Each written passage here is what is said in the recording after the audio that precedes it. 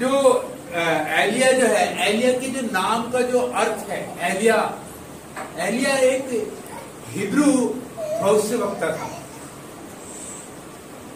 और ये इसके नाम का जो अर्थ आता है, यहोवा मेरा परमेश्वर है। एलिया का जो नाम का जो अर्थ है, जो मीनिंग है, यहोवा मेरा परमेश्वर है। और ये उसी बात को लेकर के, अपने उस नाम को लेकर परमेश्वर में जो विश्वास करता था। पहली बात क्या है कि वो परिस्थितियां उसका अनुरूप नहीं भी हो, मगर परमेश्वर उसके साथ रहेगा। दूसरी बात, एलिया ने परमेश्वर की सेवा करना कभी नहीं छोड़ा। एलिया ने परमेश्वर की सेवा करना कभी नहीं छोड़ा, भले ही उनके चारों ओर का राष्ट्र झूठे शिक्षकों से, नबियों से भरा हुआ था। जब एलिया आया था, जब एलिया को निकाला गया था, जब एलिया को परमेश्वर ने चुना था इस कार्य के लिए, उस वक्त अभी जो आप देख रहे हो ना, इतना नहीं था। उस वक्त एलिया के सामने एक बड़ी बड़ी चुनौती सामने थी। क्या थी? बाल देवता। क्यों?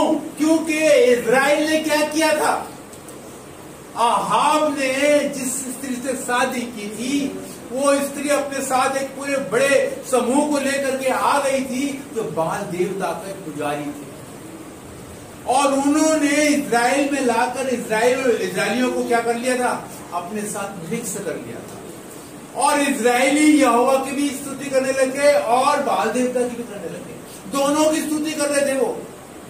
और ये बात परमेश्वर यहोवा को बिल्कुल पसंद है। उसकी निज प्रजा क्या कर रही थी? बाल देवता के लिए अपने आप को अर्पण कर रही थी। एक ऐसी चुनौती, वहां पे कुछ ही लोग रह गए थे जो परमेश्वर के राज्य के लिए, परमेश्वर के नबी लोग, जिसमें ये एलिया उस संघर्ष में शामिल था। क्योंकि पूरा राष्ट्र क्या था? जब देश का राजा ही उस चीज में शामिल होगा, तो आप किसके पास जाओगे?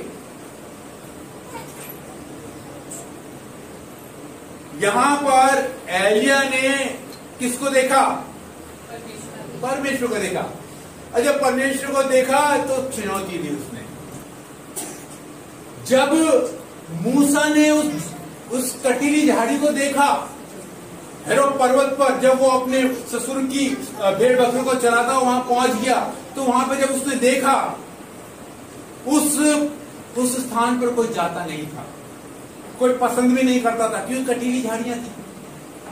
वहां पे कुछ ऐसा बताया जाता है, कुछ प्रोफेसर ऐसा बताते कि मिनोरा जो होती थी, मिनोरा की तरह वो झाड़ियां थी। मिनोरा जो 7 दीपदान जो वहां पे लगाए गए थे बलूचिस्तान के अंदर, वहां की बात करो, उस दीपदान के हिसाब से वो मिनोरा थी।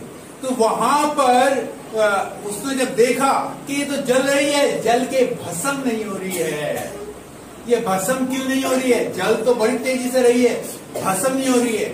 परमेश्वर ने उस मूसा को कहा, ये पवित्र स्थान है, जूती उतार और देख। अब आगे आकर जब उसने आकर देखा तो परमेश्वर ने उससे बात की कि ये तू है, ये जो झाड़ी, कटीली झाड़ी है, वो तू है। क्यों? क्योंकि देख, ये तेरा जीवन है। कटीली झाड़ियों के लिए यूहन्ना रचित सुसमाचार के अंदर लिखा है कि जो फलवंत नहीं होती उसको काट दिया जाता है, और उसे बटोर करके लोग आग में झोंक देते हैं ताकि वो जल जाए, क्योंकि वो फलवंत नहीं हुई है।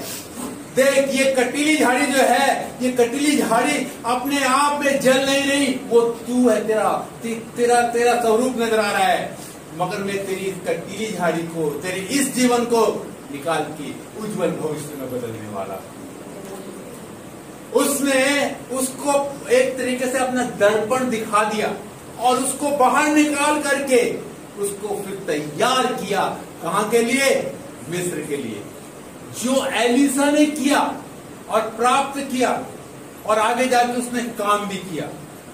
इतना प्राप्त कर लिया, जब वो मर गया था, एलिसा जब मर गया था, जिस कब्र में उसको जहां पर रखा गया था, उसको उसी कब्र में एक और दूसरा मुर्दे को वहां पे डालने के लिए लेकर आ गए। और जैसे ही उस मुर्दे को, उस कब्र को खोद करके उसमें डाला, वो मुर्दा खड़ा हो गया, जिंदा हो गया।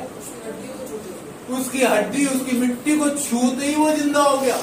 इतना सामर्थ, जिस व्यक्ति के अंदर इतना सामर्थ मरने के बाद भी, वो तुम लोग भी हो। हालेलुया, वो हम लोग भी हैं। आप जिसको छू जाओगे ना, वो जीवन पा जाएगा।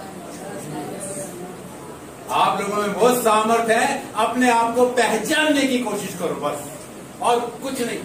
अपने आप को पहचानो, अपने आप को आईने में देखो कि आप आखिर आप प्रभु में आप क्या हो। अरे आप करके तो देखो।